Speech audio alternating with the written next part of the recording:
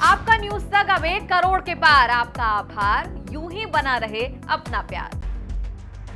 खालिस्तानी आतंकी हरदीप सिंह हत्याकांड को लेकर कनाडाई पीएम जस्टिन ट्रूडो की टिप्पणी के बाद भारत और कनाडा के रिश्तों में तनाव चरम पर पहुंच गया। कनाडा की संसद में बोलते हुए जस्टिन ने आरोप लगाया कि कनाडाई नागरिक हरदीप सिंह की हत्या में भारत का हाथ है। कनाडा ने भारत पर कार्रवाई करते हुए एक सीनियर डिप्लोमेट को निष्कासित तक कर दिया। भारत ने भी कनाडाई पीएम के इन आरोपों को खारिज कर दिया। साथ ही जवाबी कार्रवाई करते हुए भारत ने भी कनाडा के एक सीनियर डिप्लोमेट को निष्कासित कर 5 दिनों के अंदर देश छोड़ने के लिए कह दिया। दोनों देशों के हालिया विवाद पर अमेरिका, ब्रिटेन और ऑस्ट्रेलिया समेत कई अन्य देशों ने प्रतिक्रिया दी। वहीं चीन ने भी अब अपने सरकारी अखबार ग्लोबल टाइम्स के जरिए कनाडा को धमका डाला।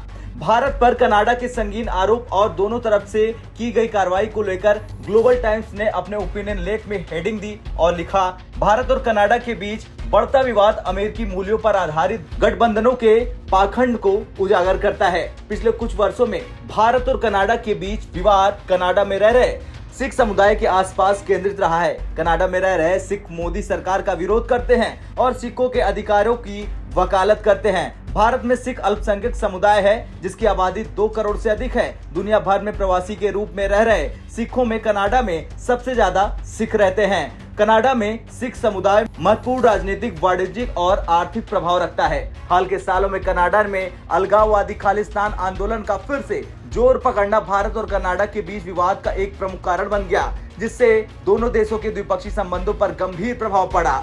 वहीं कनाडाई पीएम के इन आरोपों के बाद दोनों देशों के बीच तनातनी ने भारत कनाडा संबंधों को और खतरे में डाल दिया। ग्लोबल टाइम्स ने शायद यही वजह है कि आगे ये भी लिखा कि ज्यादातर ऑब्जर्वर का मानना है कि नई दिल्ली में संपन्न हुए G20 शिखर सम्मेलन के दौरान भारत के प्रधानमंत्री नरेंद्र मोदी और कनाडा के प्रधानमंत्री जस्टिन ट्रूडो के बीच हुई मुलाकात ही दोनों देशों के रिश्तों को बयां कर रही। हरदीप सिंह निज्जर को लेकर अब दोनों देश आरोप प्रत्यारोप कर रहे हैं, एक दूसरे के राजनयिकों को निष्कासित कर रहे हैं, जिससे अमेरिकी नेतृत्व वाली तथाकथित मूल्य आधारित गठबंधन की कमजोरी उजागर हो रही।